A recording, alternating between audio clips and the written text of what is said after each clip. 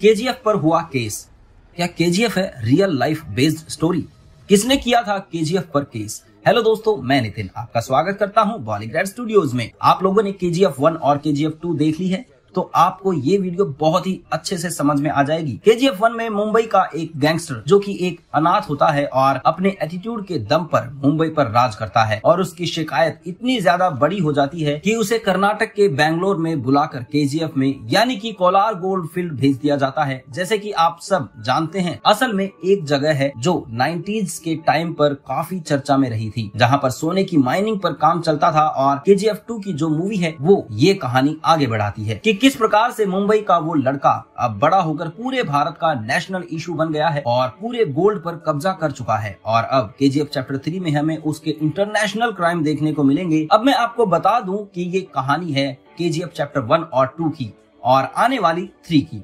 लेकिन असल में ये कहानी क्या किसी सच्ची घटना पर है? क्या केजीएफ में सच्चाई है? इसके बारे में आज मैं आपको बताऊंगा। जब केजीएफ चैप्टर 1 रिलीज हुई थी तो उसके पोस्टर में लिखा था the inspired by true events. जी हाँ, आपने सही सुना, वहाँ पर इस कहानी को सच बताया गया है। लेकिन उसके बाद में हमें जो नए पोस्टर मिले केजीएफ मूवी के, उसमें ये ट्रू इवेंट वाली लाइन हटा दी गई थी। अब ऐसे क्यों हुआ? तो चलिए आपको बताता हूँ। दरअसल एक थंगम नाम का अपराधी 90s के दशक में खूब फैला करता था, जिसने असल में केजीएफ में बहुत कंप मचाए थे। वहां पर सोना इकट्ठा करके और फिर बैंकों से लाखों का गोल्ड भी चुराया था, जिस वजह से 1997 तक कालीन प्रधानमंत्री इंदिरा गांधी, जिसे हम केजीएफ में as a Raveena Tandon portray कर सकते हैं, पुलिस के साथ झड़प में उसका एनकाउंटर कर दिया गया। और जो थंगम की माँ है जिसका नाम पोलिना था, और इसीलिए थंगम ने अपनी गैंग का नाम पोली गैंग रखा था, क्योंकि थंगम अपनी माँ को अपनी इंस्पिरेशन मानता था। बचपन में उसकी माँ के साथ जो भी प्रॉब्लम हुई थी उसको देखते हुए उसने सोना इकट्ठा करना शुरू कर दिया। हालांकि केजीएफ में दिखाया गया है कि रॉकी भाई की माँ पहले ही चैप्टर में